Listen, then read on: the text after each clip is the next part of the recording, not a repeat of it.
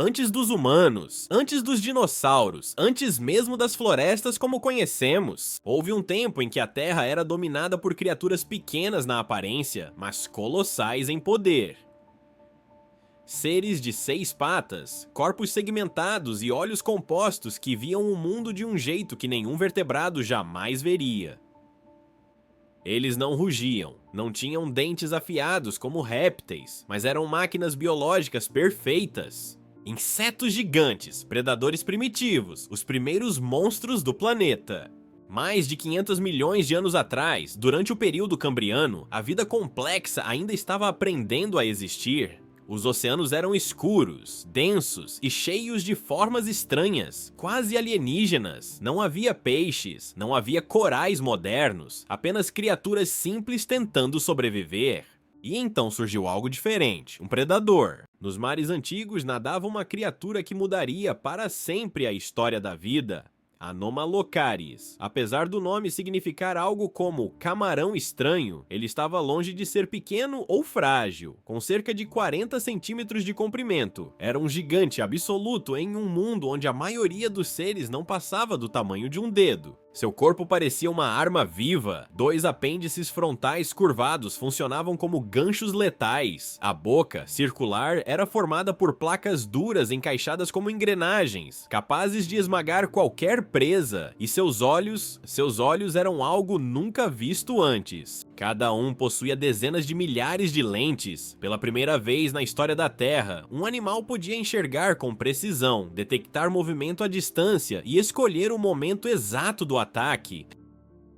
Imagine o fundo do oceano. Trilobitas rastejam lentamente sobre o sedimento, alheios ao perigo. De repente, uma sombra cobre a água acima deles. Em um único movimento, o predador desce, prende a presa e desaparece na escuridão. Tudo acontece em segundos. Ali nascia o primeiro ciclo real de caça e morte. Pela primeira vez, a vida não apenas sobrevivia, ela caçava. Esse predador não era apenas grande, ele era um marco evolutivo. Antes dele, a natureza não conhecia a arte da perseguição ativa. Com Anomalocaris, surgiram olhos para localizar, membros para agarrar e mandíbulas para destruir. Muitos cientistas o consideram o primeiro assassino do planeta. Mas sua importância vai além da violência. Ele abriu caminho. Ao dominar os mares, criaturas semelhantes começaram a evoluir estratégias ainda mais ousadas, corpos mais resistentes, armaduras mais espessas, garras mais fortes, e com o tempo, alguns desses descendentes não se contentariam apenas com o oceano. Eles se aproximariam da costa, tocariam a terra e dariam origem a monstros ainda maiores, monstros que não apenas nadavam, mas caminhavam. Quando Anomalocaris desapareceu dos oceanos, o trono do Predador Supremo não ficou vazio por muito tempo. A vida não tolera vácuos de poder. Das profundezas surgiram novos caçadores, mais resistentes, mais agressivos e ainda mais impressionantes. Eles ficaram conhecidos como escorpiões do mar. Há cerca de 430 milhões de anos, durante o Siluriano e o início do Devoniano, os mares rasos da Terra eram dominados por essas criaturas blindadas. Seu corpo era segmentado, coberto por uma carapaça rígida, articulada como uma armadura viva. Cada movimento levantava nuvens de sedimento no fundo do oceano, anunciando que algo gigantesco estava se aproximando. Entre todos eles, um nome se destacou como símbolo absoluto de terror: Pterigotus. Com até 2,5 metros de comprimento, esse animal podia alcançar o tamanho de um ser humano adulto. Visualmente lembrava um escorpião moderno, mas essa comparação engana. Suas garras eram enormes, curvas e afiadas, feitas para agarrar e esmagar. O corpo, largo e poderoso, permitia arrancadas rápidas dentro d'água, e sua cauda, longa e flexível, servia tanto para defesa quanto para ataque. Mas o que realmente tornava Pterigotus quase invencível era a visão.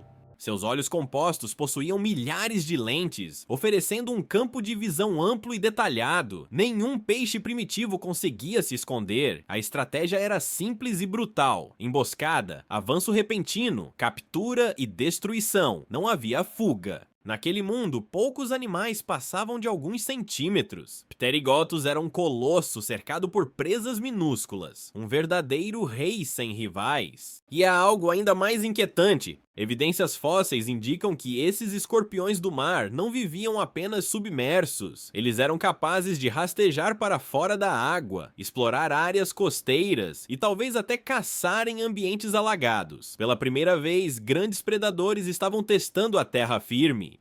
Isso marcou um momento decisivo na história da vida.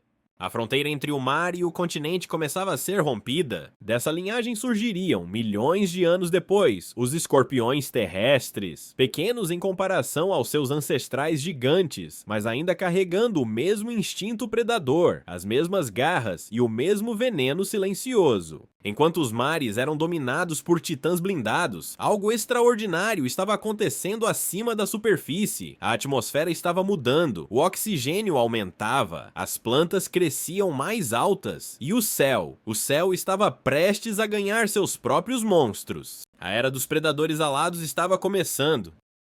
Com o passar de milhões de anos, a Terra entrou em uma de suas fases mais estranhas e extremas. Era o período Carbonífero. O planeta estava coberto por pântanos intermináveis, florestas densas de samambaias gigantes e árvores primitivas que alcançavam alturas impressionantes. O ar era pesado, quente e saturado de oxigênio, muito mais do que respiramos hoje. Esse detalhe mudou tudo. Naquele mundo, os primeiros verdadeiros mestres do ar não foram aves nem répteis alados, foram insetos. Entre eles surgiu uma criatura que transformou o céu em território de caça, a gigante libélula pré-histórica conhecida como Meganeura. Com uma envergadura que podia chegar a 1 metro, ela tinha o tamanho de uma ave de rapina moderna. Suas asas transparentes cortavam o ar com força suficiente para mover folhas e galhos abaixo. Meganeura não voava por acaso, voava para matar.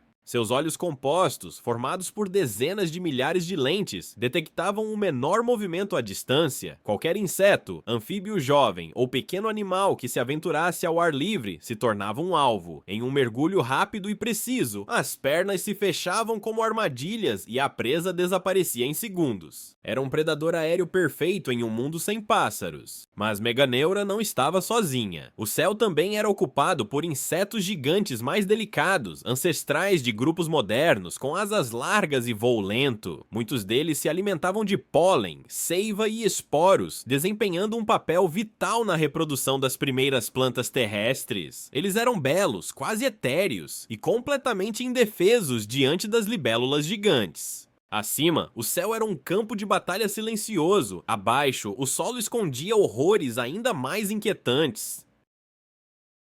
Sob a camada de folhas em decomposição, troncos caídos e musgo úmido rastejavam predadores segmentados. Centopeias gigantes, muito maiores que qualquer espécie moderna, patrulhavam o chão das florestas. Seus corpos longos e articulados avançavam com dezenas de pernas em perfeita coordenação. Eram rápidas, agressivas e armadas com garras venenosas. Essas criaturas não eram o topo absoluto da cadeia alimentar, mas representavam uma ameaça constante para tudo o que fosse menor. Emboscavam, paralisavam e desapareciam na escuridão do solo, uma morte silenciosa, sem aviso. E tudo isso só foi possível por causa de um fator invisível, o oxigênio abundante, que permitia que corpos baseados em traqueias crescessem além de qualquer limite atual. Nas florestas úmidas do Carbonífero, rastejava Arthropleura, o maior artrópode terrestre que já viveu. Seu corpo podia ultrapassar 2,5 metros de comprimento, com dezenas de segmentos rígidos encaixados como placas de uma armadura viva. Cada segmento sustentava pares de pernas que se moviam em perfeita sincronia, criando a visão perturbadora de um trem biológico avançando lentamente pela floresta. À primeira vista, Arthropleura parecia uma centopeia monstruosa, mas essa aparência enganava. Diferente de muitos dos horrores da época, ela não era uma predadora. Evidências fósseis indicam que sua dieta era composta por folhas, musgos e restos vegetais. Um gigante herbívoro em um mundo dominado pelo medo. Isso não a tornava fraca. Seu exoesqueleto era espesso, duro e altamente resistente, em um ecossistema onde a maioria dos predadores ainda era relativamente pequena. Simplesmente não havia nada capaz de perfurar sua armadura. Atacar a Arthropleura seria inútil. A seleção natural fez dela um tanque vivo, protegido não por velocidade ou veneno, mas por tamanho absoluto. Imagine caminhar por uma floresta primitiva e ouvir o som seco de folhas sendo esmagadas. Não por um predador caçando, mas por algo enorme passando lentamente, impossível de ignorar. Um encontro com Arthropleura não significava morte imediata, significava perceber o quão pequeno você era.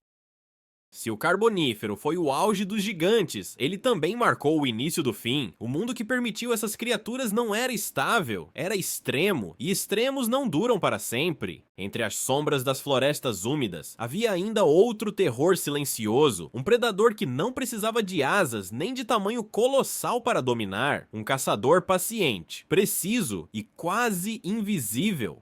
Os escorpiões gigantes terrestres.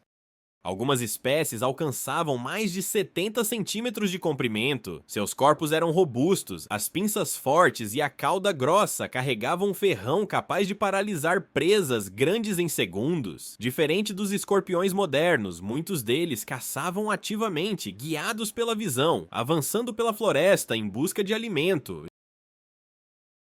Esses animais representam uma virada crucial na evolução. Pela primeira vez, artrópodes haviam se adaptado completamente à vida em terra firme, respirando ar atmosférico por estruturas primitivas semelhantes a pulmões. Eles eram a ponte entre os antigos monstros marinhos e os pequenos predadores que ainda existem hoje. Mas enquanto esses caçadores se espalhavam, o planeta mudava rapidamente.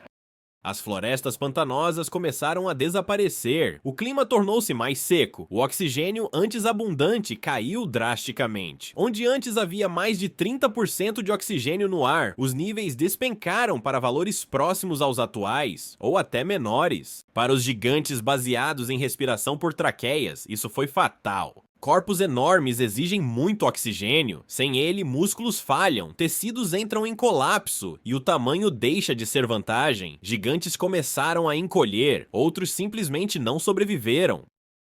Há cerca de 252 milhões de anos, a Terra enfrentou o maior evento de extinção de sua história, o fim do Permiano. Vulcões colossais entraram em erupção por milhões de anos, os oceanos se tornaram ácidos, o clima aqueceu brutalmente e mais de 90% das espécies marinhas desapareceram. Em terra, quase tudo foi varrido. Enquanto os gigantes caíam, criaturas menores prosperaram, mais rápidas, mais eficientes, com sistemas respiratórios superiores, mandíbulas poderosas e cérebros mais complexos. Répteis, anfíbios e, mais tarde, os primeiros ancestrais dos dinossauros assumiram o controle. Hoje o planeta pertence aos pequenos, aos numerosos, aos altamente adaptáveis. Mas os gigantes não foram esquecidos. Eles vivem nas camadas de rocha, nos fósseis, nas marcas deixadas no solo antigo, vivem no medo instintivo que sentimos de insetos, aranhas e escorpiões. Um medo que talvez não seja irracional, mas ancestral.